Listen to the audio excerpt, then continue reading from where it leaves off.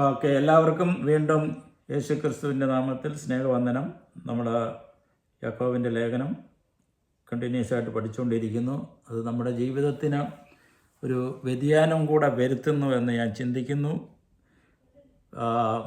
വിശ്വാസം പ്രവൃത്തി കൂടാതെ ആണെങ്കിൽ നിഷ്ഫലമാണ് എന്നുള്ളതാണ് യാക്കോബിൻ്റെ ലേഖനത്തിലെ കാതലായ വിശ്വാസം. അതുകൊണ്ട് നമ്മൾ എന്തു ചെയ്യണം?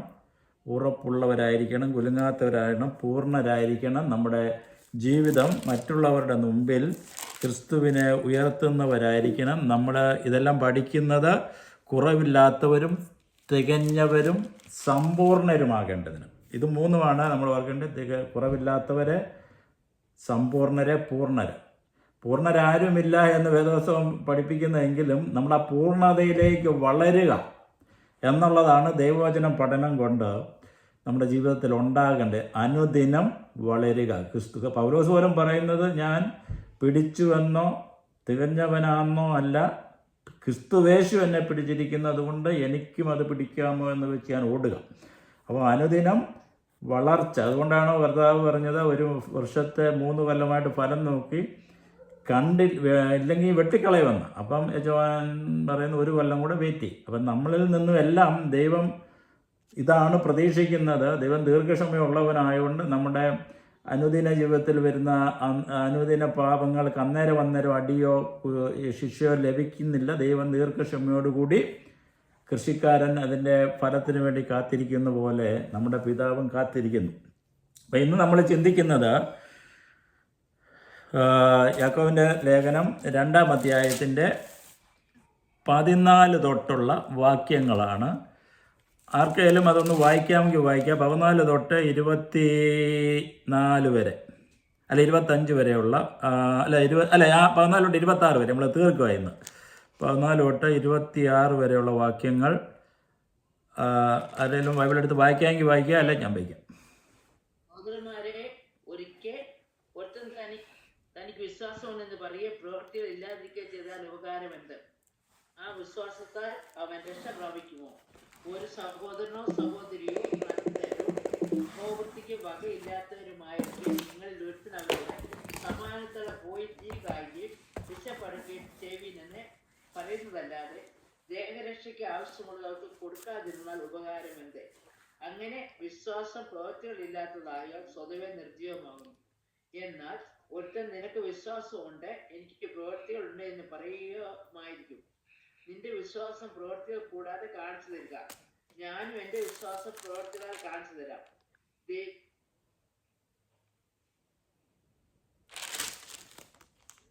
എന്താ പറ്റി ഇറക്കുകയും ചെയ്യുന്നു. വ്യക്ത മനുഷ്യ, പ്രവൃത്തിയില്ലാത്ത വിശ്വാസം നിഷ്ഫലമാകുന്നതെന്ന് ഗ്രഹിക്കും. നിനക്ക് മനസ്സുണ്ടോ? നമ്മുടെ പിതാവായ അബ്രഹാം തന്റെ മകനായ ഇസാക്കിനെ യാഹോവയുടെ പ്രവൃത്തിയാൽ അല്ലയോ നീതീകരിക്കപ്പെട്ടത്? അവന്റെ പ്രവൃത്തിയോടെ വിശ്വാസം വ്യാപരിക്കുന്നു എന്നും പ്രവൃത്തിയിൽ വിശ്വാസം പൂർണ്ണമായി എന്നും നീ കാണുന്നുവല്ലോ. അബ്രഹാം ദൈവത്തെ വിശ്വസിക്കുകയും അത് അവന്റെ നീതിയായി കണക്കിടുകയും ചെയ്തു എന്നുള്ള തിരുവെഴുത്ത് നിവൃത്തിയായി അവൻ ദൈവത്തിന്റെ സ്നേഹത്തിനെന്ന പേർ പ്രാപിച്ചു. അങ്ങനെ മനുഷ്യൻ വെറും വിശ്വാസത്തല്ല, പ്രവൃത്തികളാൽ തന്നെ നീതീകരിക്കപ്പെടുന്നു നിങ്ങൾ കാണുന്നു.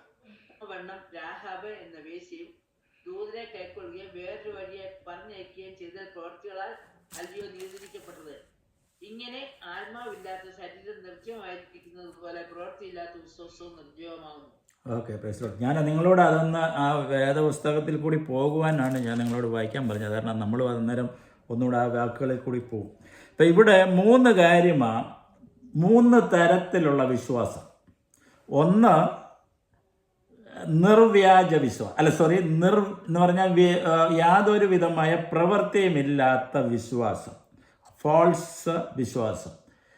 2 ഇമോഷണൽ വിശ്വാസം, അല്ലെങ്കിൽ കർത്താവ് പറഞ്ഞ പോലെ മുള്ളിൻ്റെ ഇടയിൽ വീണ പോലെ ഒക്കെയുള്ള ഇതെന്ന് പറഞ്ഞാൽ കേൾക്കുമ്പോൾ നമ്മളിൽ ഒരു ഇമോഷൻ ഉണ്ടാകും, പക്ഷേ അത് ഫലം പുറപ്പെടുവിക്കുന്നില്ല. 3-ാമത്തേത് യഥാർത്ഥ വിശ്വാസം, ജീവനുള്ള വിശ്വാസം. അത് നമ്മുടെ ജീവിതത്തിൽ ഉണ്ടാകണം എന്നാണ് റിയലി യാക്കോബ് നമ്മളെ കുറിച്ച് ആഗ്രഹിക്കുന്നത്. അതിനുവേണ്ടിയാണ് ഈ ലേഖനം എഴുതിയിരിക്കുന്നത്. അപ്പം നമ്മൾക്ക് ഇത് ആദ്യത്തെ വാക്കുകൾ വായിക്കുമ്പോൾ ചിലപ്പം പൗലോസിൻ്റെ ലേഖനവുമായി ഇതിന് ഒരു കോൺട്രവേഴ്സി ഉണ്ടെന്ന് തോന്നും. എന്താ, സഹോദരന്മാരെ, ഒരുത്തൻ തനിക്ക് വിശ്വാസമുണ്ടെന്ന് പറയുകയും പ്രവൃത്തികൾ ഇല്ലാതിരിക്കുകയും ചെയ്താൽ ഉപകാരമെന്ത്? ആ വിശ്വാസത്താൽ അവൻ രക്ഷ പ്രാപിക്കുമോ? അപ്പം പൗലോസ് അതിൻ്റെ ലേഖനങ്ങൾ പറയുന്ന വിശ്വാസത്താൽ ആണ് നമ്മൾ ജീവിക്കുന്നത്. വിശ്വാസമാണ് രക്ഷയ്ക്ക് ആധാരമായിരിക്കുന്നത്. വിശ്വാസം ഇല്ലെങ്കിൽ നമുക്ക് ഇത് രണ്ടും രണ്ട് തരത്തിലാണ് നമ്മൾ മനസ്സിലാക്കേണ്ടത്. രണ്ടും ഒരേ ആശയം തന്നെയാണ്. പക്ഷെ പൗലോസിൻ്റെ ആശയം ന്യായപ്രമാണത്തിൻ്റെ പ്രവൃത്തിയാണ്. പൗലോസ് അത് പറയുമ്പോൾ യഹൂദന്മാരോട് സംസാരിക്കുക. ഇപ്പം യഹൂദന്മാരുടെ ഇടയിൽ അക്കാലത്തൊരു ഇതുണ്ടായി, ന്യായപ്രമാണത്തിൻ്റെ പ്രവൃത്തി കൂടെ ചെയ്തെങ്കിൽ രക്ഷപൂർത്തിയാകും, പരിച്ഛേദന ഏൽക്കണം. അപ്പം അങ്ങനെയുള്ള കാര്യങ്ങളിലാണ് പൗലോസ് ഈ ലേഖനം എഴുതി യഹൂദന്മാരോട് പറയാണ്, ക്രിസ്തു ക്രൂശിക്കപ്പെട്ടവരായിരിക്കുന്നതിന് ഇനിയും നിങ്ങളെ ക്ഷുദ്രം ചെയ്യിച്ച് മയക്കിയതാര്? ഈ വിശ്വാസം മതി, യേശു ക്രിസ്തുവെങ്കിലുള്ള വിശ്വാസം മതി രക്ഷ പ്രാപിപ്പാൻ. അപ്പം അത് ഞാൻ ഒരു ക്ലാസ് നിങ്ങളോട് പറഞ്ഞായിരുന്നു. പൗലോസിൻ്റെ ആശയം ക്രിസ്തു എന്നിൽ വരിക, എന്നിൽ രൂപാന്തരം ഉണ്ടാക്കുക. അതാണ് പൗലോസ് ആദ്യം പഠിപ്പിച്ചത്. യാക്കോബ് ഇവിടെ പറയുന്നത് ഈ ക്രിസ്തു എന്നിൽ വരിക, എന്നിൽ രൂപാന്തരം ഉണ്ടാക്കുക, അതിനുശേഷം ഈ ക്രിസ്തുവിനെ എന്നിൽ കൂടി വെളിയിൽ ലോകത്തിന് വെളിപ്പെടുത്തുക. അപ്പം ഇവർ രണ്ടിൽ യാതൊരു വ്യത്യാസവുമില്ല. പക്ഷെങ്കിൽ സബ്ജക്റ്റുകൾ എടുക്കുമ്പോൾ ഏത് വിഷയത്തിന് ഊന്നൽ കൊടുത്തു എന്നുള്ളതാണ്. അപ്പം ഇവിടെ യാക്കോബ് പറയുന്നത്, സഹോദരന്മാരെ, ഒരുത്തൻ തനിക്ക് വിശ്വാസമുണ്ടെന്ന് പറയുകയും പ്രവൃത്തി ഇല്ലാതിരിക്കുകയും ചെയ്താൽ ഉപകാരമെന്ത്? അപ്പം പ്രവൃത്തി ഇല്ലാത്ത വിശ്വാസം ചത്തതാണ്. ആദ്യത്തെ ആ വിശ്വാസം എന്ന് പറഞ്ഞാൽ ചത്ത വിശ്വാസം എന്ന് പറഞ്ഞാൽ അതിന് യാതൊരു വിധമായ ജീവനുമില്ല. നമ്മുടെ വേദപുസ്തകത്തിൽ ഞാൻ ചില വാക്യങ്ങൾ പറയാം, നിങ്ങളത് പിന്നെ എടുത്ത് വായിച്ചാൽ മതി. 1 തീമോത്തിയോസ് 4:12 എന്ന് പറഞ്ഞാൽ വിശ്വാസികൾക്ക് മാതൃകയുള്ളവരായിരിക്കണം നമ്മൾ. വിശ്വാസികൾക്ക് മാതൃകാപരമായ ജീവിതം നയിക്കണമെന്ന് പൗലോസ് തീമോത്തിയോസിനോട് ഏൽപ്പിക്കുക. എഫേസ്യ ലേഖനം 2-ാം അധ്യായത്തിൻ്റെ 8-ാമത്തെ വാക്യം, നാം രക്ഷിക്കപ്പെട്ടത് വിശ്വാസത്താലാണ്. അപ്പം വിശ്വാസത്തിന് എതിരല്ല യാക്കോബ്, രക്ഷിക്കപ്പെട്ടത് വിശ്വാസത്താലാണ്. എന്നാൽ രക്ഷിക്കപ്പെട്ട വിശ്വാസം പ്രവൃത്തി മണ്ഡലത്തിൽ വരുന്നില്ലെങ്കിൽ ആ വിശ്വാസം കൊണ്ട് നമ്മൾ ജീവിക്കുന്നത്. എബ്രായ ലേഖനം ഹബക്കൂക്കിൻ്റെ ലേഖനം 2-ാം അധ്യായത്തിൻ്റെ 4-ാം വാക്യം, ഹബക്കൂക്ക് 2:4, എൻ്റെ നീതിമാൻ വിശ്വാസത്താൽ ജീവിക്കും. അപ്പം വിശ്വാസം ആവശ്യമാണ്. വിശ്വാസം ഇല്ലാതെ നമുക്ക് ജീവിക്കാനൊക്കത്തില്ല. എൻ്റെ നീതിമാൻ വിശ്വാസത്താൽ ജീവിക്കും. പിന്മാറുന്നുവെങ്കിൽ അവൻ്റെ ഉള്ളിൽ എനിക്ക് അവൻ്റെ ഉള്ളിൽ സ്ഥാനമില്ല എന്നാണ് ഹബക്കൂക്ക് പറയുന്നത്. അപ്പം നിലനിൽക്കുന്ന വിശ്വാസമാണ്. റോമാലേഖനം 11-ാം അധ്യായത്തിൻ്റെ 20-ാം വാക്യത്തിൽ നമ്മൾ നിലനിൽക്കുന്നതായ വിശ്വാസം, അപ്പോസ്തല പ്രവൃത്തി 15-ാം അധ്യായത്തിൻ്റെ 9-ാം വാക്യം, ഇതൊക്കെ നിങ്ങൾ പിന്നെ എടുത്തത് വായിക്കണം. അപ്പോൾ നമ്മളെ നമ്മൾ ശുദ്ധീകരിക്കപ്പെടുന്നത് വിശ്വാസത്താലാണ്. അപ്പോസ്തല പ്രവൃത്തി 15-ാം അധ്യായത്തിൻ്റെ 9-ാം വാക്യം, കർത്താവ് പറഞ്ഞു, വിശ്വസിക്കുന്നവരുടെ ഉള്ളിൽ നിന്ന് തിരുവരുത്ത് പറയുന്നത് പോലെ ജീവജലത്തിൻ്റെ നദികൾ ഒഴുകും. അപ്പോൾ വിശ്വാസത്താലാണ് ആത്മാവ് എന്നിൽ വരുന്നതും ആത്മാവിൻ്റെ പ്രവർത്തനം എന്നിൽ നടക്കുന്നതും വിശ്വാസത്താലാണ്. അപ്പം വിശ്വാസം ഇല്ലാതെ ദൈവത്തെ പ്രസാദിപ്പിക്കാൻ ഒക്കത്തില്ല എന്ന് വേദോസ്തം പറയുന്നുണ്ട്. അപ്പം വിശ്വാസത്തിന് എതിരല്ല. പക്ഷെങ്കിൽ ഈ വിശ്വാസം പ്രവൃത്തി മണ്ഡലത്തിൽ വരുന്നില്ല എങ്കിൽ അതുകൊണ്ട് ഗുണമില്ല എന്നാണ് യാക്കോബ് നമ്മളെ പഠിപ്പിക്കുന്നത്. ദാനിയേൽ തൻ്റെ ദൈവത്തിൽ വിശ്വസിച്ചു, അതുകൊണ്ട് അവൻ പ്രാർത്ഥനയ്ക്ക് ഉത്തരം ലഭിച്ചു. അതുകൊണ്ട് ഈ പ്രതികൂലങ്ങളുടെ നടുവിൽ അവനെ പ്രൊട്ടക്റ്റ് ചെയ്തത് അവൻ്റെ വിശ്വാസമാണ്, ദൈവത്തിലുള്ള വിശ്വാസമാണ്. അവൻ ദൈവത്തിൽ അടിയുറച്ച വിശ്വാസമുണ്ടെങ്കിൽ മാത്രമേ നമുക്ക് ജീവിക്കാനൊക്കെ ഉള്ളൂ. കാരണം നമ്മൾ ദൈവമുണ്ടെന്ന് വിശ്വസിക്കുന്നത് വിശ്വാസത്താൽ. അല്ലാതെ നമ്മൾ ദൈവത്തെ നേരിട്ട് കണ്ടിട്ടല്ല. അപ്പം വിശ്വാസമാണ് കൃപയ്ക്ക് ആധാരം, വിശ്വാസമാണ് രക്ഷയ്ക്ക് ആധാരം, വിശ്വാസത്താലാണ് നമ്മൾ ജീവിക്കുന്നത്. വിശ്വാസമില്ല, അതുകൊണ്ട് കർത്താവ് ഒരിക്കൽ പറഞ്ഞ്, നിങ്ങൾക്ക് കടുകുമണിയോളം വിശ്വാസമുണ്ടെങ്കിൽ ഈ മലയോടോട് മാറിപ്പോകാൻ പറഞ്ഞാൽ അത് മാറിപ്പോകും. പക്ഷെ അന്നേരം അതിൻ്റെ അർത്ഥം എന്താ? കടുകുമണിയുടെ അത്രം പോലും വിശ്വാസം, അല്ലെ വിശ്വാസം ഇല്ലറിയല്ലേ. അപ്പം വിശ്വാസം ഉണ്ടെന്ന് നമ്മൾ പറയുകയും പ്രതികൂലങ്ങളുടെ നടുവിൽ നമ്മൾ പതറിപ്പോവുകയും ലോക മനുഷ്യരെക്കാൾ താഴ്ന്ന രീതിയിലേക്ക് പോകുകയും ചെയ്യുന്നെങ്കിൽ യഥാർത്ഥത്തിൽ നമ്മൾ വിശ്വാസി അല്ല എന്നുള്ളതാണ്.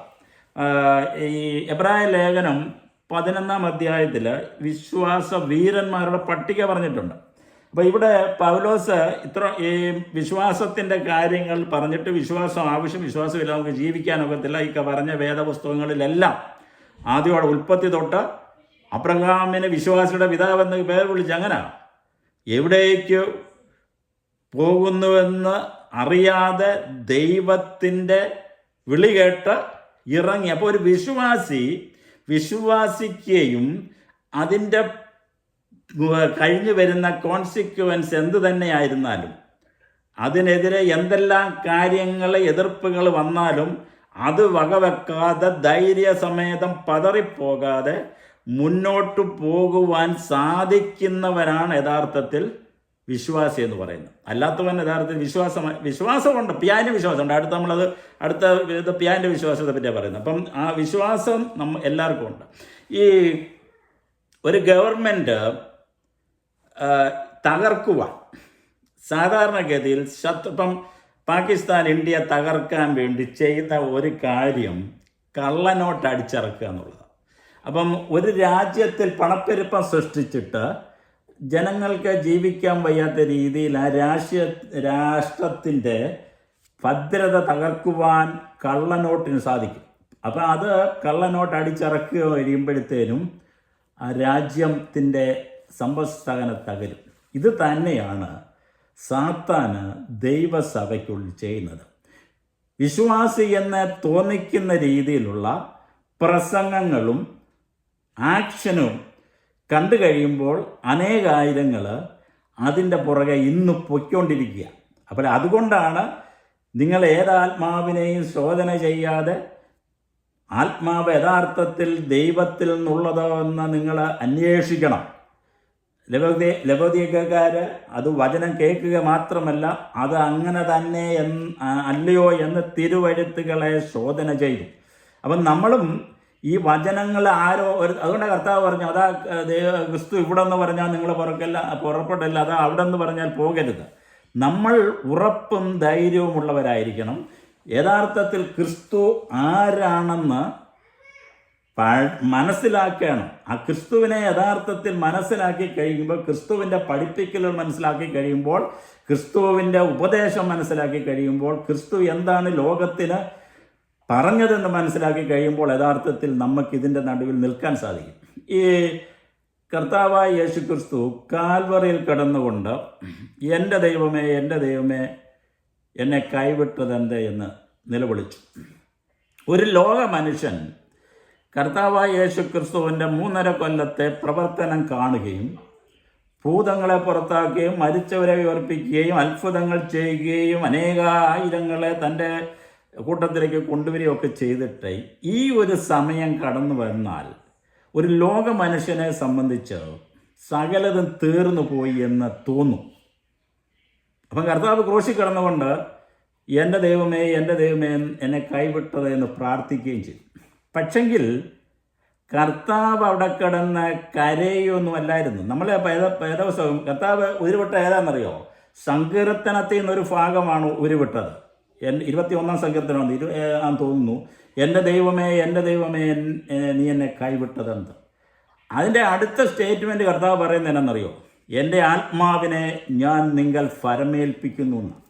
അപ്പോൾ നമ്മുടെയൊക്കെ ജീവിതത്തിൽ ദൈവം കൈവിട്ട് കളഞ്ഞു എന്നും ദൈവം എല്ലാം തീർന്നു പോയി എന്നും ശിഷ്യഗണങ്ങളെല്ലാം ചിതറി ഓടി, ആരും തന്നെ കൂടെ നിന്നില്ല. മറിയ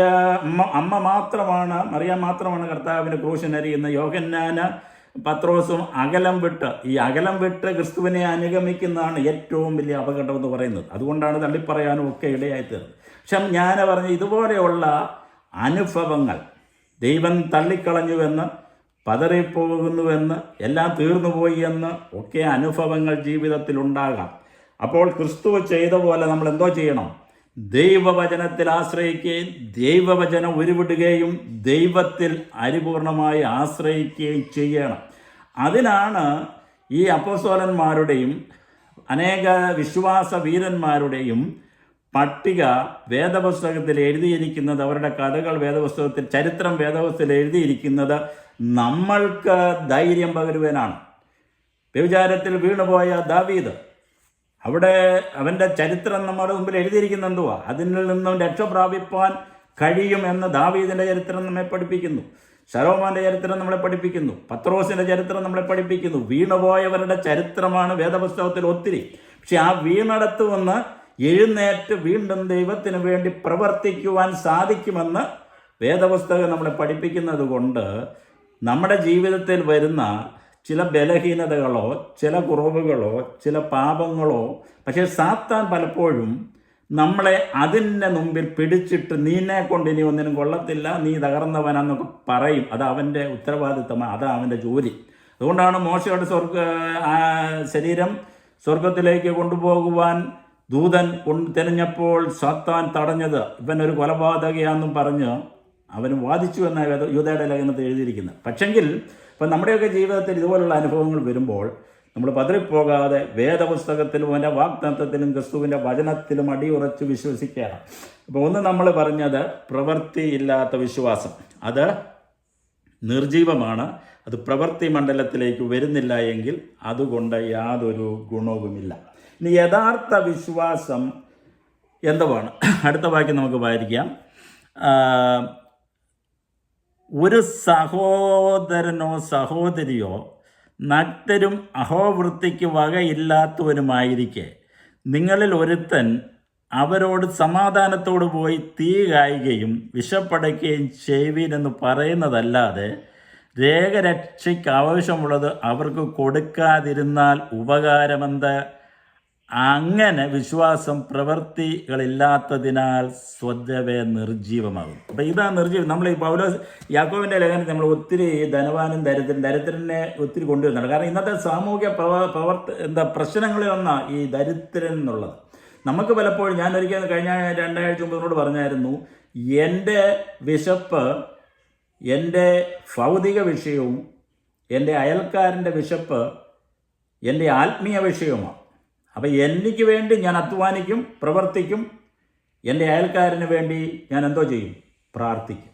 പക്ഷെ പൗലോസ് ഇവിടെ പറയുന്നത്, നിങ്ങളുടെ കൂട്ടത്തിൽ ഒരുത്തൻ അഹോവൃത്തിക്ക് വകയില്ലാതിരിക്കുന്നുവെങ്കിൽ അവനോട് നീ പോയി സമാധാനത്തോട് കിടക്കുക എന്ന് പറയുക മാത്രമായി ചെയ്യുന്നെങ്കിൽ ആ വിശ്വാസം കൊണ്ട് യാതൊരു ഗുണവുമില്ല. അവന് വേണ്ടത് കൊടുക്കുവാൻ, അവനെ കരുതുവാൻ, അവന് വേണ്ടത് ചെയ്തു കൊടുക്കുവാൻ നമ്മൾ മുൻപോട്ട് ഇറങ്ങുമ്പോഴാണ് ഞാൻ ക്രിസ്തുവിൽ വിശ്വസിച്ച വിശ്വാസം, ക്രിസ്തു എന്നെ നിങ്ങളെ പഠിപ്പിച്ച പ്രവൃത്തി, ആ ക്രിസ്തു മണ്ഡലത്തിൽ കൂടി ഞാൻ വെളിയിലേക്ക് കൊണ്ടുവരും. ഈ നല്ല സമറിയാക്കാരൻ്റെ കഥയിൽ ഈ ലേവ്യനും പുരോഹിതനും മതത്തിൻ്റെ വക്താക്കളായതുകൊണ്ട് മതത്തെ പ്രൊട്ടക്റ്റ് ചെയ്യുവാനും മതത്തിന് വേണ്ടി ചാകുവാനും മതത്തിന് വേണ്ടി നിൽക്കുന്ന പ്രതിനിധികളായി തീർന്നതുകൊണ്ട് യഥാർത്ഥത്തിൽ ദൈവസ്നേഹം അവരുടെ ജീവിതത്തിൽ കൂടി പുറത്തു വരുവാൻ സാധിക്കാതെ വന്നു. അപ്പം ഈ പൗലോസിൻ്റെ ജീവിതത്തിൽ പോലും താനൊരു മതഭ്രാന്തനായിരുന്നുകൊണ്ടാണ് ക്രിസ്ത്യാനികളെ കൊല്ലുവാൻ അധികാരപത്രം മേടിച്ചുകൊണ്ട് ഡമസ്കോസിലേക്ക് യാത്ര ചെയ്യുമ്പോഴാണ് ദൈവം തന്നെ പിടിക്കുന്നത്. അപ്പം ഇന്ന് ലോകത്തിൽ കാണുന്ന എല്ലാ മതങ്ങളും, അത് ക്രിസ്തീയ ഗോളത്തിലുമുണ്ട്, അവർ പറയുന്നതിൻ്റെ അപ്പുറത്തോട്ടും ഒന്ന് ചിന്തിക്കുവാനും അതിനപ്പുറത്തോട്ടും ദൈവത്തിന് പ്രവർത്തിക്കാനും കഴിയുമെന്ന് നമ്മൾ ചിന്തിക്കണം.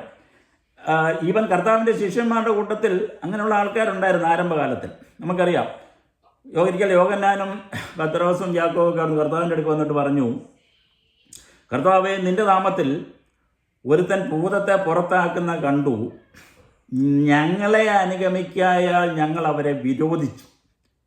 ഇത് പലപ്പോഴും ഇന്ന് ലോകത്തിൽ കാണുന്ന ഒരു യാഥാർത്ഥ്യമാണ്. എന്ന് പറഞ്ഞാൽ സുവിശേഷത്തിൻ്റെ എല്ലാ കാര്യവും എന്നിൽ കൂടി പ്രവർത്തിക്കണം.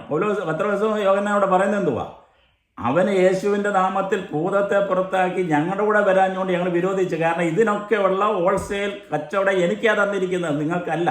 അപ്പം നിങ്ങൾ എൻ്റെ കൂടെ ചേർന്നില്ല എങ്കിൽ അവരെ വിരോധിക്കുന്ന മനോഭാവത്തിലേക്കാണ് ക്രിസ്തീയ സഭകളെല്ലാം ഇന്ന് മാറിക്കൊണ്ടിരിക്കുന്നത്. അപ്പോൾ അവരോട് പറഞ്ഞു, അവനെ വിരോധിക്കണ്ട, എനിക്ക് പ്രതികൂലമല്ലാത്തവൻ എനിക്ക് അനുകൂലമാണ്. അപ്പം യേശു ക്രിസ്തുവിനെ പ്രതിനിധാനം ചെയ്യുവാൻ എല്ലാ സഭകളും ശ്രമിക്കുന്നു. അത് ഞാൻ പറയുന്നതിന് മാത്രമുള്ളത് ശരിയുള്ളൂ എന്ന് ചിന്തിക്കുന്നതും തെറ്റാണ്. എന്നാൽ ഉപദേശത്തിൽ കൃത്രിമം കാണിക്കുവാനോ ഉപദേശത്തിൽ ചേഞ്ച് ചെയ്യുവാനോ എനിക്ക് നിങ്ങൾക്കും അധികാരമില്ല. എന്നാൽ എൻ്റെ കൂടെ വന്നില്ല എന്ന ഒറ്റ കാരണത്താൽ അവൻ ദൈവത്തെ അറിഞ്ഞില്ല എന്ന് വിധിക്കുവാനും എനിക്ക് നിങ്ങൾക്കും അധികാരമില്ല. അപ്പം ദൈവമാണ് ആത്യന്തികമായി എല്ലാവരെയും വിധിക്കുന്നത്. എന്നാൽ ഈ സത്യവിശ്വാസത്തിലേക്ക്, ക്രിസ്തുവിനെ അറിയാത്തവരിലേക്ക് ഈ സത്യവിശ്വാസം കൊടുക്കുവാൻ, അതാണ് എന്നെ നിങ്ങളെ ഏൽപ്പിച്ചിരിക്കുന്ന ഏറ്റവും വലിയ ഉത്തരവാദിത്വം. അതിനു വേണ്ടിയാണ് കർത്താവ് പറഞ്ഞത്, നിങ്ങൾ ലോകമൊക്കെയും പോയി സുവിശേഷം അറിയിക്കുവിൻ. പക്ഷെ നമ്മൾ പലപ്പോഴും ഇന്ന്, എസ്പെഷ്യലി ഞാൻ നിൽക്കുന്ന സമൂഹത്തിൽ തന്നെ, ഈ ക്രിസ്തീയ ഗോളത്തിൽ നിന്ന് കുറച്ച് പേരെ പിടിച്ചുകൊണ്ട് വരാനാണ് ശ്രമിക്കുന്നത്. അപ്പം നമ്മുടെ ചിന്താഗതി, ഇപ്പം ഞാൻ ചിന്തിച്ച ചില കാര്യങ്ങൾ പോലൊക്കെ അവർ ചെയ്തില്ല എങ്കിൽ ദൈവം അവരെ തള്ളിക്കളയുന്നു എന്നങ്ങ് ചിന്തിച്ച് വെച്ചിരിക്കുക. ദൈവം അങ്ങനെയൊന്നുമല്ല. ദൈവം സകല മനുഷ്യരും രക്ഷ പ്രാപിക്കും. എന്നാൽ ഈ രക്ഷയുടെ സന്തോഷം അനുഭവിച്ചറിയാത്തവർ യേശു ക്രിസ്തുവിനെ അനുഭവിച്ച് കഴിയുമ്പോൾ ജീവിതത്തിൽ ഉണ്ടാകുന്ന വ്യത്യാസവും സമാധാനവും സന്തോഷവും നിത്യജീവനെക്കുറിച്ചുള്ള അറിവും അതില്ലാത്തവരോട് ഇത് പറയുവാൻ എനിക്കും നിങ്ങൾക്കും ഉത്തരവാദിത്വമുണ്ട്. അതിനുവേണ്ടിയാണ് എന്നെ നിങ്ങളെയും ദൈവം വിളിച്ചിരിക്കുന്നെന്നുള്ള ഉറപ്പ് നമുക്കുണ്ടായിരിക്കണം. അപ്പോൾ ഇവിടെ ഇനിയും 3 പേരുടെ കാര്യങ്ങൾ നമുക്ക് പറയുന്നതിലേക്ക് നമ്മൾ ചിന്തിക്കാം. അങ്ങനെ വിശ്വാസം പ്രവൃത്തികളില്ലാത്തതിനാൽ സ്വതവേ നിർജീവമാവുന്നു. എന്നാൽ ഒരുത്തൻ നിനക്ക് വിശ്വാസമുണ്ട്, എനിക്ക് പ്രവൃത്തികളുണ്ട് എന്ന് പറയുമായിരിക്കും. നിന്റെ വിശ്വാസം പ്രവൃത്തികൾ കൂടാതെ കാണിച്ചു തരിക, ഞാനും എൻ്റെ വിശ്വാസം പ്രവൃത്തികളാൽ കാണിച്ചു തരാൻ. അപ്പോൾ ആദ്യത്തേതെന്ന് പറയുന്നത് ഈ പ്രവൃത്തിയില്ലാത്ത ചത്ത വിശ്വാസത്തെ പറ്റിയാണ്.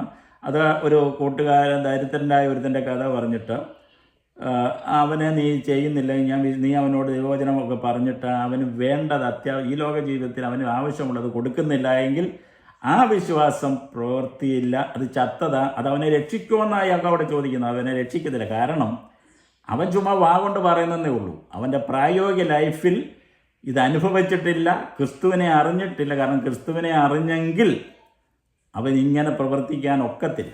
അപ്പോൾ അതുകൊണ്ടാണ് പ്രവൃത്തിയില്ലാത്ത വിശ്വാസം ചത്ത വിശ്വാസമാണ്. ചത്ത വിശ്വാസം ഒരിക്കലും നമ്മളെ രക്ഷയിലേക്കും നിത്യതയിലേക്കും കൊണ്ടെത്തിക്കുകയില്ല. അടുത്തത്, ദൈവമേകനെന്ന് നീ വിശ്വസിക്കുന്നുവോ? കൊള്ളാം, പിശാചുകളും അങ്ങനെ വിശ്വസിക്കുകയും വിറയ്ക്കുകയും ചെയ്യുന്നു. ഇപ്പം അടുത്തത് ഈ ഡിമോണിക് വിശ്വാസം അല്ലെങ്കിൽ ഇമോഷണൽ വിശ്വാസമാണ്. ഇവിടെ പറഞ്ഞത് എന്തുവാ? പിശാചുകൾ ദൈവം ഉണ്ടെന്ന് പിശാചിനറിയാം. ഈ ദൂതന്മാർ വീണുപോയ ഒരു കൂട്ടമാണ് ഈ പിശാചെന്ന് പറയുന്നത്. അപ്പോൾ ഒരിക്കൽ അവർ ദൈവസനയിൽ നിന്നവരും ദൈവത്തിൻ്റെ മഹത്വം കണ്ടവരും ദൈവത്തെ അറിഞ്ഞവരുമാണ്. അതുകൊണ്ട് പിശാചുക്കൾക്ക് ദൈവമുണ്ടെന്നറിയാം. അതുകൊണ്ടാണ് പൗലോസോട് പറയുന്നത് എന്തുവാ? ദൈവം ഏകനെന്ന് നീ വിശ്വസിക്കുന്ന കൊള്ളാം, പിശാചുകളും വിശ്വസിക്കുന്നു. അതല്ല, അവർ വിറയ്ക്കുകയും ചെയ്യുന്നു. കാരണം ഒരിക്കൽ ആരാധനായുടെ കേന്ദ്രമായ ഈ ദൈവത്തെ ആരാധിച്ച ഒരു കൂട്ടം ദൂതന്മാരാണ് വീണുപോയത്. അപ്പോൾ അവർക്ക് ദൈവം ഉണ്ടെന്ന് അറിയാം. അതുകൊണ്ട് അവരൊരിക്കലും പിശാചുകൾ ദൈവത്തെ എതിർക്കുന്നില്ല. എന്ന് പറഞ്ഞ പോലെ ആത്മീയ ഗോളത്തിൽ ദൈവം ഉണ്ടെന്ന് അറിയാവുന്ന ഒരു കൂട്ടരുണ്ട്, ദൈവത്തിൽ വിശ്വസിക്കുന്നുവെന്ന് കൊണ്ട് പറയുന്നവരുമുണ്ട്. എന്നാൽ ഈ സാത്താൻ ഒരിക്കലും തൻ്റെ സ്വഭാവം മാറ്റുന്നില്ല. അതാണ് അവൻ്റെ കുഴപ്പം. അവൻ ഒരിക്കലും അവൻ്റെ സ്വഭാവം മാറ്റുന്നില്ല. അപ്പം പൗലോസോട് പറയുന്നത് ഇങ്ങനെയുള്ള വിശ്വാസം കൊണ്ട് എന്തെങ്കിലും ഗുണമുണ്ടോ? കാരണം പിശാചിന് ദൈവം ഉണ്ടെന്നറിയാം, അവൻ വിറയ്ക്കും. നമ്മുടെയൊക്കെ ഇന്നത്തെ വേർഷിപ്പിലൊക്കെ ഭയങ്കര ഇമോഷണൽ ചാട്ടവും മറിച്ചിലും എല്ലാം ഉണ്ട്. പക്ഷെ അത് യഥാർത്ഥത്തിൽ ദൈവികവുമായിട്ടുള്ള ബന്ധത്തിലാണോ എന്ന് നമ്മൾ ചിന്തിക്കണം. ക്ലബിൽ പോയാലും ആൾക്കാർ ഡാൻസ് ചെയ്യും. അപ്പം അതൊരു ഇമോഷണലാണ്. താൻ സ്വയം പുകഴുന്ന അല്ലെ സ്വയം എൻജോയ് ചെയ്യുക. ദൈവത്തിലാണോ എൻജോയ് ചെയ്യുന്നതെന്നുള്ളതാണ്. അതുകൊണ്ടാണ് ഞാൻ ഒരിക്കൽ നിങ്ങളോട് ഒരു കാര്യം പറഞ്ഞത്, ഭക്ഷണം കഴിക്കുന്നതിൻ്റെ. നമ്മൾ ഭക്ഷണം കഴിക്കുമ്പോൾ അത് എൻജോയ് ചെയ്ത് കഴിക്കണം. എന്ന് പറഞ്ഞാൽ നമ്മൾ പലപ്പോഴും, ഇപ്പം ഞാൻ ഉൾപ്പെടെ, ഞാൻ ഭക്ഷണം എടുത്തുകൊണ്ട് വരും, എന്നിട്ട് ടി വിയുടെ മുമ്പിലിരിക്കും, ഏതെങ്കിലും കളി കണ്ടുകൊണ്ടാണ് ഭക്ഷണം കഴിക്കുന്നത്. അപ്പം എൻ്റെ ശ്രദ്ധ മുഴുവനും ആ കളിയില്ല. ഈ ഭക്ഷണത്തിൻ്റെ രുചി ആസ്വദിക്കുവാൻ പലപ്പോഴും എനിക്കതുകൊണ്ട് സാധിക്കാതെ വരും. എന്നാൽ നമ്മൾ ഈ ഭക്ഷണം വെച്ച് കഴിയുമ്പോൾ അതിൻ്റെ അകത്തെ ഫുഡ് കണ്ട് അച്ചാർ വെച്ച് ഉടനെ നമ്മുടെ വായിൽ എന്താ വെച്ചിട്ട് വെള്ളം വരും. ഇറച്ചി കണ്ടു, മീൻ കണ്ടു, ഇതെല്ലാം കൂടെ കണ്ടിട്ട് അപ്പോഴത്തേനും എൻ്റെ ബോഡിയിൽ അതിനെ ദഹിപ്പിക്കേണ്ട എൻസൈം ഉണ്ടാകും. അത് കഴിഞ്ഞിട്ട് ആ ഫുഡ് അതേ രീതിയിൽ ആസ്വദിച്ച് കഴിക്കുമ്പോൾ ഭക്ഷണം രുചികരമായി എനിക്കാനും, അല്ലെങ്കിൽ നമ്മുടെ വയറ് കറിക്കാൻ വേണ്ടി കുറച്ച് കഴിച്ചിട്ട് പോകും. അതാണ് വേദവസ്തു. ഞാൻ ഭക്ഷണം കഴിക്കുന്നതല്ല എൻ്റെ സബ്ജക്റ്റ്. യഹോവ നല്ലവനെന്ന് രുചിച്ചറിവീൻ. അവനെ ശരണം പ്രാപിക്കുന്നു. അവൻ ആരാന്ന് രുചിച്ചറിയണം. അതുകൊണ്ടാണ് ഈ സമയത്ത് യാക്കോബിലൊരു പാട്ടുകൊണ്ട്, ഈ സമയത്ത് ഞങ്ങളുടെ ബോധങ്ങളും വിചാരങ്ങളും ഹൃദയങ്ങളും അത്യുന്നതനായ ദൈവത്തിൻ്റെ സന്നിധിയിലായിരിക്കുന്നു. ആ ബോധത്തിൽ പരമോന്നതനായ ദൈവത്തിൻ്റെ കടന്നു വന്നിട്ട് നമ്മുടെ ഹൃദയവും ചിന്തകളും ദൈവത്തിലേക്ക് നമ്മൾ ഉയർത്തിച്ചിട്ട് ആ ദൈവത്തെ, ആ കർത്താവ് പറഞ്ഞ അങ്ങനെ 2-3 പേര് വരുന്നിടത്തൊക്കെ എൻ്റെ നടുവിൽ ഞാനുണ്ട്. ആ ദൈവത്തിനെ ആ ആരാധനയുടെ നടുവിൽ കണ്ടുകൊണ്ട്, ആത്മകണ്ണുകളാൽ കണ്ടുകൊണ്ട്, മറ്റെല്ലാം മറന്ന്, പാസ്റ്ററിൻ്റെ സങ്കീർത്തനമോ പാട്ടുപാടെ ആക്ഷനോ ഇതൊന്നുമല്ല, സാരി ഉടുത്തതൊന്നുമല്ല. എൻ്റെ ഫോക്കസ് ഈ ദൈവത്തെ കണ്ടുകൊണ്ട് ദൈവത്തെ ആരാധിച്ച് കഴിയുമ്പോൾ വേദപുസ്തകം പറയുന്നത് പോലെ ബന്ധനമഴയും ചങ്ങല പൊട്ടും. പക്ഷേ ഇന്നൊന്നും നമ്മൾ പലപ്പോഴും ചിലപ്പം ഫോണെ തോണ്ടിക്കൊണ്ടായിരിക്കും ആരാധിക്കുന്നത്, അല്ലെങ്കിൽ മറ്റു കാര്യങ്ങൾ ശ്രദ്ധിച്ചുകൊണ്ടാണ്. അതുകൊണ്ടാണ് ഇന്നൊന്നും നടക്കാതെ പോകുന്നത്. എന്നാൽ യഥാർത്ഥത്തിൽ ദൈവമാരാന്നറിഞ്ഞുകൊണ്ട് നമ്മുടെ ഹൃദയങ്ങളും വിചാരങ്ങളും ചിന്തകളും അവനിൽ പകർന്നുകൊട്ട് അവനിൽ ലയിച്ചു ചേർന്ന ദൈവത്തെ നമ്മൾ ആരാധിക്കാൻ സാധിക്കുന്നുവെങ്കിൽ അതിൻ്റെ നടുവിൽ യഥാർത്ഥത്തിൽ ഈ വേദപുസ്തകം പറയുന്ന പോലെ ഉള്ള അനുഭവങ്ങൾ ഉണ്ടാകും. അത് ഒരു കാലത്ത് ദൈവസഭയിൽ നടന്നിട്ടുണ്ട്. അപ്പോസ്തല പ്രവൃത്തികൾ നമ്മൾ വായിക്കുമ്പോൾ അതുപോലെയുള്ള കാര്യങ്ങൾ നടന്നതായിട്ട് വ്യക്തമായി എഴുതി വച്ചിരിക്കും. അപ്പോൾ ഇതൊക്കെ നടക്കും. പക്ഷെങ്കിൽ അതിന് ഞാനെന്തോ ചെയ്യണം? ഞാൻ എന്നെ തന്നെ ദൈവസന്നിധിയിൽ സമ്പൂർണമായി സമർപ്പിച്ചിട്ട്, ഞാൻ എന്ന ഭാവം ത്യജിച്ചിട്ട്, ഞാനില്ലാതായിട്ട്, ഈ ആരാധന എന്ന് പറയുന്നത് പഴയ നിയമകാലത്തിൽ യാഗവസ്തു അർപ്പിക്കുമായിരുന്നു. എന്നാൽ പുതിയ നിയമത്തിൽ ഞാൻ തന്നെയാണ് യാഗവസ്തു ഞാൻ തന്നെ. അപ്പം ഞാൻ തന്നെ അവിടെ ഇല്ലാതായി തീരണം. എന്നിട്ട് ദൈവത്തിൽ ലയിച്ചു ചേരുമ്പോൾ നമ്മുടെ ജീവിതത്തിൻ്റെ പ്രശ്നങ്ങളൊന്നും സാരമില്ല എന്നും ആ ദൈവം ആരാണെന്നും നമുക്ക് മനസ്സിലാകുവാൻ ഇടയായിത്തീരും. അത് വാക്കുകളല്ല, പ്രവൃത്തിയായിട്ട്. അപ്പോൾ നമ്മുടെ അടുത്ത ഭാഗം ഏതാണ്? പിശാചുകളും അങ്ങനെ വിശ്വസിക്കുകയും വിറയ്ക്കുകയും ചെയ്യുന്നു. എന്നിട്ട് യാക്കോബ് പറയണം, വ്യർത്ഥ മനുഷ്യ, പ്രവൃത്തിയില്ലാത്ത വിശ്വാസം നിഷ്ഫലമെന്ന് ഗ്രഹിപ്പാൻ നിനക്ക് മനസ്സുണ്ടോ? അപ്പം പ്രവൃത്തിയില്ലാതെ ഞാൻ വാ കൊണ്ട്, അതുകൊണ്ട് കർത്താവ് പറഞ്ഞ്, എന്നെ കർത്താവേ കർത്താവേ എന്ന് പറയുന്നവനേവനുമല്ല, സ്വർഗസ്ഥനായ എൻ്റെ പിതാവിൻ്റെ, എന്നെ പലപ്പോഴും ചിന്തിപ്പിക്കുകയും ഞാൻ ഇത് ചെയ്യുകയും ചെയ്തൊരു വാക്യമാണ്. നിൻ്റെ നാമത്തിൽ ഭൂതത്തെ പുറത്താക്കി അത്ഭുതം ചെയ്ത് വീര്യപ്രവൃത്തി ചെയ്ത്, ഇതൊക്കെ ചെയ്ത് യേശുവിൻ്റെ നാമത്തിൽ. പക്ഷെ ഞാൻ നിന്നെ ഒരു നാളും അറിഞ്ഞിരുന്നിട്ടില്ല എന്ന് തീർത്തു പറയുമെന്ന. അപ്പം പുറമേ കാണുന്ന അത്ഭുതങ്ങളെയും അടയാളങ്ങളെയും വീര്യപ്രവൃത്തികളെയും പുറകെ ഓടുക എന്നുള്ളതല്ല. കർത്താവായ യേശു ക്രിസ്തു തൻ്റെ മഹത്വം വെളിപ്പെടുത്തുവാനും തൻ്റെ ശിഷ്യഗണം തന്നിൽ വിശ്വസിക്കുവാനും വേണ്ടിയാണ് അത്ഭുതങ്ങളും അടയാളങ്ങളും ചെയ്തത്.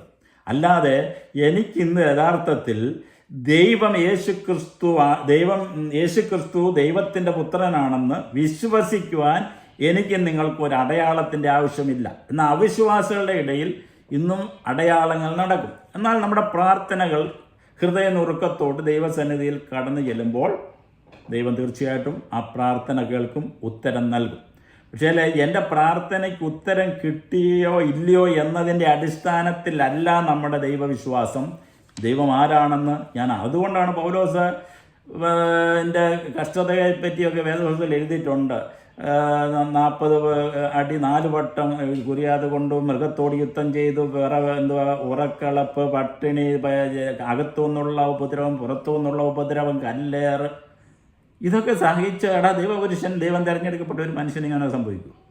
പക്ഷെ ഇതിൻ്റെ എല്ലാം നടുവിൽ ദൈവകൃപ താൻ നിന്നുകൊണ്ട് ഞാൻ ബലഹീനനാണെങ്കിലും ശക്തനാണെന്ന് പൗലോസ് പറഞ്ഞു. കാരണം എന്നെ ശക്തനാക്കുന്നവൻ മുഖാന്തരം ഞാൻ സകലത്തിലും ശക്തനാണ്. അടുത്തത്, നമ്മുടെ പിതാവായ അബ്രഹാം തൻ്റെ മകനായ ഇസ്ഹാക്കിനെ യാഗപീഠത്തിൽ അർപ്പിച്ചിട്ട് പ്രവൃത്തിയാലല്ലയോ നീതീകരിക്കപ്പെട്ടത്? അവൻ്റെ പ്രവൃത്തിയോടുകൂടെ വിശ്വാസം വ്യാപരിച്ചുവെന്നും പ്രവൃത്തിയിൽ വിശ്വാസം പൂർണ്ണമായി എന്നും നീ കാണുന്നുവല്ലോ. അബ്രഹാം ദൈവത്തെ വിശ്വസിക്കുകയും അതവന് നീതിയായി കണക്കിടുകയും ചെയ്തു ഉള്ള തിരുവെഴുത്ത് നിവൃത്തിയായി അവൻ ദൈവത്തിൻ്റെ സ്നേഹിതനെന്ന് പേർ പ്രാപിച്ചു. അങ്ങനെ മനുഷ്യൻ വെറും വിശ്വാസത്താലല്ല പ്രവൃത്തികളാൽ തന്നെ നീതീകരിക്കപ്പെടുന്നു. ഈ വിഷയം നമുക്ക് അറിയാവുന്ന കഥകൾ. നമ്മൾ അബ്രഹാമിൻ്റെ ചരിത്രം, നമുക്ക് അബ്രഹാം ഇസ്ഹാക്കിനെ യാഗം കഴിക്കാൻ പോയ കാര്യമൊക്കെ നമുക്ക് നമ്മുടെ സൺഡേ സ്കൂളിൽ തൊട്ട് പഠിക്കുന്ന കാര്യമാണ്. അപ്പം ഉൽപ്പത്തി പുസ്തകത്തിൽ ആ ചരിത്രമുണ്ട്. അതപ്പം നിങ്ങളതെടുത്ത് വായിച്ച് നോക്കുക, പഠിക്കുക. നമ്മുടെ ജീവിതത്തിൽ ഇവിടെ അബ്രഹാം 2 പേരെ കൊണ്ടുവരുന്നു. ഒന്ന് അബ്രഹാം, പിന്നെ അടുത്തത് രാഹാബ് എന്ന വേശ്യയാണ്. അപ്പോൾ ഈ അബ്രഹാം എങ്ങനെയാണ് പ്രവൃത്തിയിൽ കൂടെ വിശ്വാസികളുടെ പിതാവ് എന്നുള്ള ആ പദവിയിലേക്ക് പോയത് എന്നുള്ളതാണ്.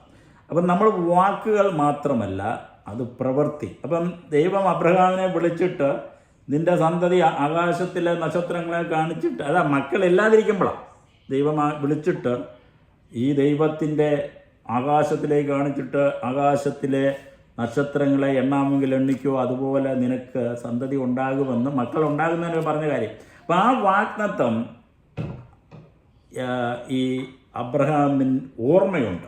അതുകൊണ്ട് തനിക്ക് എതിരെ ഉണ്ടായ ഈ പരീക്ഷയെ ഓവർകം ചെയ്യുവാൻ ദൈവത്തിൻ്റെ വാഗ്ദത്തങ്ങളെ നമ്മൾ മുറുകെ പിടിക്കണം. നമ്മുടെയൊക്കെ ജീവിതത്തിൽ ഇതുപോലെ ഉള്ള പരീക്ഷകൾ വരുമ്പോൾ ദൈവം ആരാണെന്നും ദൈവത്തിൻ്റെ വാഗ്ദത്തം എന്താണെന്നും ഉള്ള ഉറപ്പ് നമ്മുടെ ജീവിതത്തിൽ ഉണ്ടെങ്കിൽ മാത്രമേ നമ്മൾക്കിതിനെ വിജയിക്കാനൊക്കെയുള്ളൂ. അപ്പം യാക്കോബ് ഇവിടെ പ്രവൃത്തി എങ്ങനെയാണ്, വിശ്വാസം എങ്ങനെയാണ് പ്രവൃത്തി മണ്ഡലത്തിൽ കൂടെ കൊണ്ടുവന്ന് അബ്രഹാം അതിനെ ജയിച്ചതെന്ന് ആ സംഭവം എടുത്തുകൊണ്ട് കാണിക്കുക. നിങ്ങൾക്ക് എല്ലാവർക്കും അറിയാവുന്നത് കൊണ്ട് ഞാൻ അതിലേക്ക് പോകുന്നില്ല.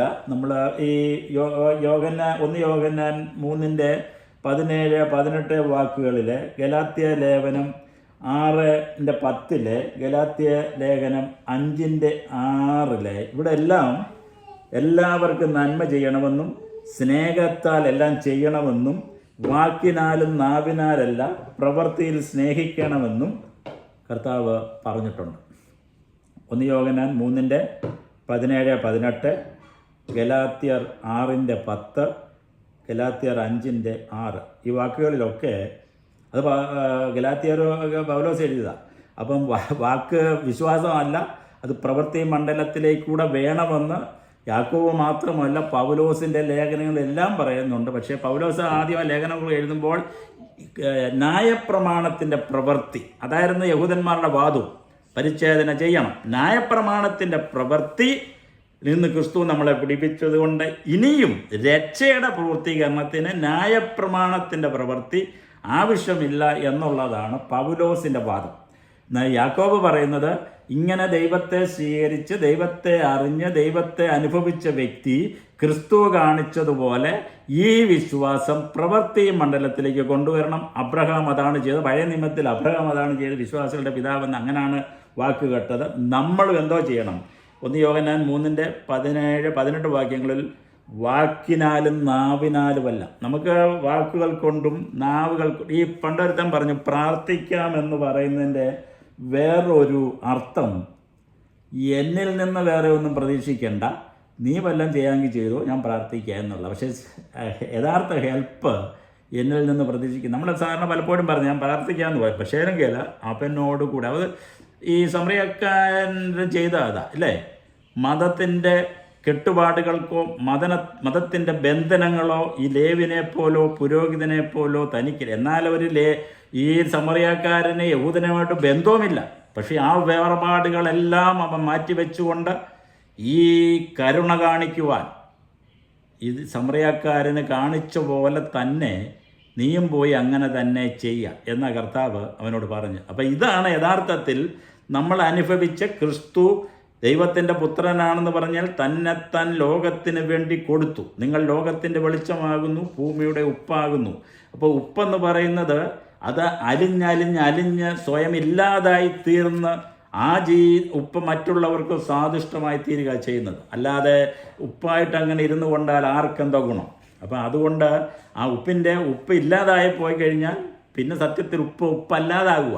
അപ്പം എന്നിലും നിങ്ങളിലും ഈ ഗുണങ്ങളും ഈ സാദുഷ്ടമാകുന്ന അനുഭവവും മറ്റുള്ള ജീവിതത്തിൽ മറ്റുള്ളവരെ നമുക്ക് തണുപ്പിക്കുവാനും അവരോട് കരുതുവാനും നമ്മൾക്ക് സാധിക്കുന്നില്ല എങ്കിൽ യഥാർത്ഥത്തിൽ യാതൊരു കാര്യമില്ല. ഇനി ഈ പിശാചിന് ഒരു കാര്യം കൂടെ അറിയാം, ശിക്ഷയുണ്ടെന്ന് പറയാം ഇല്ലേ. മർക്കോസിൻ്റെ സുവിശേഷം 3:11-12 വാക്യങ്ങളിൽ ദൈവപുത്രൻ എന്ന് വിളിച്ചു, ഞങ്ങളെ സമയത്തിന് മുമ്പേ ദണ്ഡിപ്പിക്കാൻ വന്നു എന്ന് പറയുന്നുണ്ട്. അപ്പോൾ ഇവർക്ക് ഇതെല്ലാം അറിയാം. ഞാൻ പറഞ്ഞ പിശാചിനും അറിയാൻ ഒരു സമയത്തിന് മുമ്പേ, അപ്പോൾ ഒരു സമയത്തിന് തന്നെ ദണ്ഡിപ്പിക്കുമെന്നും പിശാചിന് വേണ്ടി ഒഴുകിയിരിക്കുന്ന നരകം ഉണ്ടെന്നും ഒക്കെ ഈ പിശാചിനറിയാം. പക്ഷെങ്കിൽ അവൻ തൻ്റെ സ്വഭാവം ത്യജിക്കുന്നില്ല.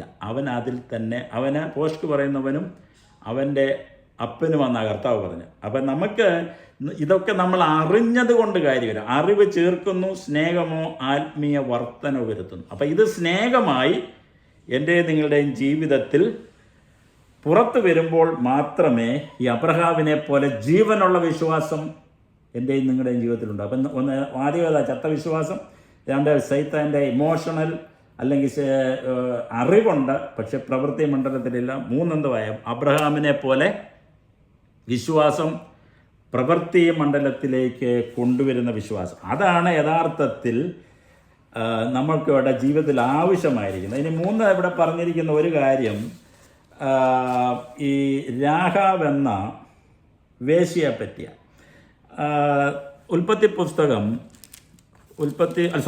മത്തായിയുടെ സുവിശേഷം 1-ാം അധ്യായത്തിൽ ഈ രാഹാവിനെ പറ്റി പറഞ്ഞിട്ടുണ്ട്. രാഹാവ് ഒരു വേശ്യയായിരുന്നു. ആദ്യത്തെ 1-ാമത്തെ അധ്യായത്തിൽ 5 എടുത്തെങ്കിലും ഒന്ന് വായിച്ചോ. ഓക്കെ അപ്പം അവിടെ എന്താ പറഞ്ഞേക്കുന്നത്, ഈ പറയുന്ന രാഹാവ് എന്ന വേശ്യയുടെ പേര് കർത്താവിൻ്റെ വംശാവലിയിൽ വരുവാനിടയായി തീർന്നു.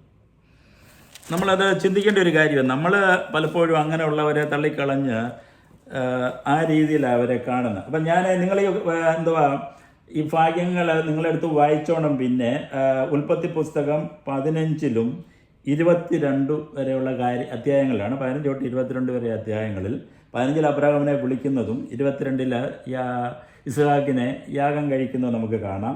ഉൽപ്പത്തി 15-5-6 വാക്യങ്ങൾ വിശ്വാസികളുടെ പിതാവെന്ന് കാണാം.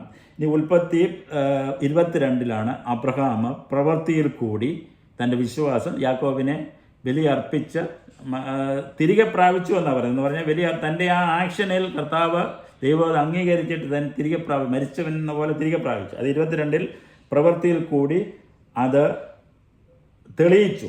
അതുപോലെ തീത്തോസിൻ്റെ ലേഖനം 1-6 ദൈവത്തെ അറിയുന്നെന്ന് പറയെങ്കിലും പ്രവൃത്തികളാൽ അവരെ നിഷേധിക്കുന്ന ഒരു കൂട്ടരുണ്ട്. തീത്തോസ് 3-8 സൽപ്രവൃത്തികളിൽ നമ്മൾ ഉത്സാഹികളാകണമെന്ന് എഴുതിയിട്ടുണ്ട്.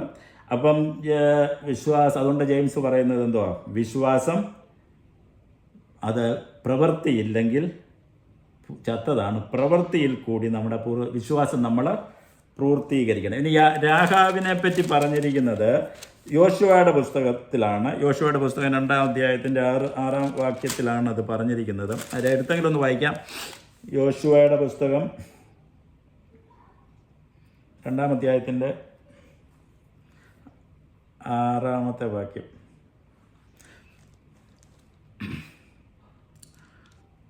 ഓക്കെ, ഞാൻ 25-ാമത്തെ വാക്യമാണ് ഞാൻ വായിക്കുന്നത്. യാക്കോബിൻ്റെ 2:25. അവർ അവരെ വിത്തിൻ മുകളിൽ കൊണ്ടുപോയി അവിടെ അടുക്കി വെച്ചിരുന്ന ചണത്തന്റെ ഇടയിൽ ഒളിപ്പിച്ചിരുന്നു. ഓക്കെ, അപ്പോൾ ഇവർ ഈ സംഭവം നമുക്കറിയാം. ആരാവും? ദേശം ഒറ്റ നോക്കുവാൻ വിട്ട ആൾക്കാരെ രാഹാബ് തൻ്റെ ജീവൻ പണയപ്പെടുത്തിക്കൊണ്ടാണ് രാഹാബ് അവരെ രക്ഷിക്കുന്നത്. അപ്പം ഈ രാഹാബ് ഒരു വേശ്യ ആണെങ്കിൽ കൂടെയും അവളെപ്പറ്റി പറയുന്നത് അവളൊരു സത്രം നടത്തുന്ന ആളായിരുന്നു എന്നാണ്. അപ്പം സത്രത്തിൽ ആൾക്കാർ പലരും വന്നും പോവുകയൊക്കെ ചെയ്യും. അപ്പോൾ ഈ സത്രത്തിൽ ഒളിപ്പിച്ച് കഴിഞ്ഞാൽ സാധാരണ രീതിയിൽ ആൾക്കാർ വന്നാന്നുള്ള രീതിയിൽ അത്രയും പ്രശ്നവും ഉണ്ടാകത്തില്ല. അപ്പോൾ അങ്ങനെ ഒരു ഇതുകൂടെ അവളെപ്പറ്റിയുണ്ട്. അവളൊരു സത്രം നടത്തുന്നയാളായിരുന്നു. പക്ഷെങ്കിൽ ഇങ്ങനെ ഉണ്ടായിരുന്ന ഒരു സ്ത്രീ ഈ ദൈവത്തിൻ്റെ അടിയുറച്ച് വിശ്വസിച്ചത് കൊണ്ട്, ദൈവവചനത്തിൽ വിശ്വസിച്ചത് കൊണ്ട്, ദൈവം യോശുവ അയച്ച ഇവരെ രക്ഷിച്ച് ദൈവത്തിൻ്റെ പ്രമാണത്തിൽ വിശ്വസിച്ചത് കൊണ്ട് ഇവർ എന്തോ ചെയ്തു? കർത്താവിൻ്റെ വംശാവലിയിൽ പേര് നേടുവാൻ ഇടയായിത്തീർന്നു. എബ്രായ ലേഖനം 11:31 രാഹാബിനെ പറ്റി പറഞ്ഞിട്ടുണ്ട്. എബ്രായ ലേഖനം 11-ാം അധ്യായത്തിൻ്റെ 31-ാം വാക്യത്തിൽ. അപ്പോൾ അവൾ എന്തോ ചെയ്തു? വളരെ ആരും നിർബന്ധിച്ചിട്ടല്ല, അവൾ വളരെ വില്ലിങ് ആയിട്ട് ഈ കാര്യം ചെയ്യുവാൻ ഇടയായിത്തീർന്നു. അപ്പോൾ അതുകൊണ്ട് എന്തോ ചെയ്തു? അവളും രക്ഷയിലേക്ക് വന്നു. സമറിയക്കാരി സ്ത്രീ ലോകം തള്ളിക്കളഞ്ഞിട്ട ഒരാളാണ്. പക്ഷെങ്കിൽ അവളും കർത്താവ് അവളെ കണ്ടതുകൊണ്ട് ഒരു ഗ്രാമം മുഴുവനും യേശുവിലേക്ക് വരുവാൻ അവിടെ പ്രവൃത്തി ഇടയായിത്തീർന്നു. അപ്പം നമ്മുടെ ഒക്കെ ജീവിതത്തെ ഒന്ന് ശോധന ചെയ്യുവാൻ ഈ പഠനം ഇടയായിത്തീരണം. നമ്മൾ പ്രാർത്ഥിക്കുന്നവരാണ്, പ്രസംഗം കേൾക്കുന്നവരാണ്, പ്രസംഗിക്കുന്നവരുമാണ്. എന്നാൽ ഈ പ്രാർത്ഥനയും ഈ പ്രസംഗവും ഈ വചന കേൾവിയും എൻ്റെയും നിങ്ങളുടെയും ജീവിതത്തിന് എന്ത് രൂപാന്തരം വരുത്തി? ഞാൻ പലപ്പോഴും ഞങ്ങളുടെ ചർച്ചിൽ പറയാറുണ്ട്, 35 കൊല്ലം 40 കൊല്ലമായിട്ട് ഈ ചർച്ചിലിരുന്ന് ഇത് തന്നെ ഉരുവിട്ടുകൊണ്ടിരിക്കുക. അടിസ്ഥാനപരമായി ഒന്ന് പറഞ്ഞ് രണ്ടിന് മുഖം വെറുപ്പിച്ച് നടക്കുന്നവരാണ് നല്ലൊരു പെർസെൻറ്റും. അപ്പം നമുക്ക് ക്ഷമിക്കുവാനോ സഹിക്കുവാനോ വഹിക്കുവാനോ പൊറുക്കുവാനോ നമ്മളെ കൊണ്ട് കഴിയുന്നില്ല. നമ്മൾ വാചക കസർത്തുകളിൽ ഇങ്ങനെ പോകുക. പക്ഷേ അത് ദൈവം ഒരിക്കൽ ഹൃദയത്തിൻ്റെ ചിന്തകളെയും നിരൂപണങ്ങളെയും വെളിച്ചത്ത് കൊണ്ടുവന്നിട്ട് ഓരോരുത്തൻ്റെ ഉദ്ദേശം എന്തായിരുന്നെന്നും ഞാൻ ദൈവവചനം പറഞ്ഞതിൻ്റെ ഉദ്ദേശം എന്താണെന്ന് പോലും ദൈവം വെളിച്ചത്ത് കൊണ്ടുവരും. ഇപ്പം പൗലോസ് ഒരിക്കൽ പറഞ്ഞു, അവർ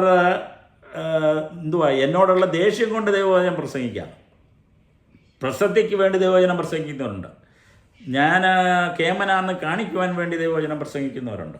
എന്നാൽ യഥാർത്ഥമായി സത്യവചനത്തെ സ്വീകരിച്ചിട്ട് ദൈവത്തിൻ്റെ മഹത്വത്തിന് വേണ്ടി, മറ്റുള്ളവരെ രക്ഷയിലേക്ക് നടത്തുവാൻ വേണ്ടി, മറ്റുള്ളവരുടെ ജീവിതത്തിന് അത് അനുഗ്രഹമായി തീരുന്ന രീതിയിൽ അത് മാറണമെങ്കിൽ ഞാൻ യഥാർത്ഥത്തിൽ ദൈവ പൈതലായിരിക്കണം. അതുകൊണ്ടാണ് പൗലോസ് ഒരിക്കൽ ചലഞ്ച് ചെയ്ത്, ഞാൻ ക്രിസ്തുവിൻ്റെ അനുകാരിയായിരിക്കുന്ന പോലെ നിങ്ങൾ എൻ്റെ അനുകാരികളായിരിക്കണം. അപ്പം ഞാൻ നിങ്ങളോട് പ്രസംഗിക്കുമ്പോൾ അല്ലെങ്കിൽ നിങ്ങൾ വചനം പറയുമ്പോൾ നമ്മുടെ ജീവിതത്തിന് നേരെ ഒരു ചുണ്ടുപലക ഉണ്ടാകാതിരിപ്പാൻ നമ്മുടെ ജീവിതവും ഈ വചനത്താൽ ക്രമീകരണം പ്രാപിച്ച് ദൈവസന്നിധിയിലേക്ക് നമ്മൾ വളരുവാനും നമ്മുടെ സ്വഭാവം മാറുവാനും ക്രിസ്തുവിനെ പ്രതിനിധാനം ചെയ്യുവാനും നമ്മൾക്ക് ഇടയായിത്തീരണം. അപ്പോൾ ഈ വാക്കുകൾ നമ്മൾ വായിച്ചിവിടെ നിർത്തുകയാണ്. ആവണ്ണം തന്നെ രാഹാബ് എന്ന വേശ്യയും ദൂതരെ കൈക്കൊള്ളുകയും വേറൊരു വഴിയായി അവരെ പറഞ്ഞു വിടുകയും ചെയ്തത് പ്രവൃത്തികളാലല്ലയോ അവൾ രക്ഷിക്കപ്പെട്ടത്? അവൾ നീതീകരിക്കപ്പെട്ടത് അവളുടെ പ്രവൃത്തി മൂലമാണ്. അവൾ ഇങ്ങനെയൊക്കെ ജീവിച്ചവളാണെങ്കിലും ദൈവത്തോടുള്ള ബന്ധത്തിൽ ദൈവം യഥാർത്ഥ സത്യദൈവമാണെന്ന് മനസ്സിലാക്കിയിട്ട് അവരെ രക്ഷിക്കുവാൻ സ്വന്തം ജീവനെ പണയപ്പെടുത്തി അവൾ പ്രവർത്തിച്ചത് കൊണ്ട് അവളുടെ പേരും വിശ്വാസവീരന്മാരുടെ പട്ടികയിൽ വരുവാനിടയായി തീർന്നു. ഇങ്ങനെ പൗലോസ് കൺക്ലൂഡ് ചെയ്യുകയാണ്, ഇങ്ങനെ ആത്മാവില്ലാത്ത ശരീരം നിർജീവമായിരിക്കുന്ന പോലെ പ്രവൃത്തിയില്ലാത്ത വിശ്വാസവും നിർജീവമാകും. ആത്മാവ് നഷ്ടപ്പെടുത്തി കഴിഞ്ഞാൽ പിന്നെ ബോഡി ഡെഡാ എന്ന പോലെയാണ് പ്രവൃത്തിയില്ലാത്ത നമ്മുടെ വാക്കുകളും നമ്മുടെ പ്രവൃത്തിയില്ലാത്ത നമ്മുടെ പ്രസംഗങ്ങളും നമ്മുടെ വിശ്വാസവും. അപ്പം ആത്മീയ ജീവിതത്തിൽ വിശ്വാസം ജീവനുള്ളതായി തീരുവാൻ, ഇപ്പം ചത്ത വിശ്വാസമുണ്ട്, പൈസ അല്ലെ ഡെമിനിക് അല്ലെങ്കിൽ എന്താ പറയുന്ന ഈ ഇമോഷണൽ വിശ്വാസമുണ്ട്.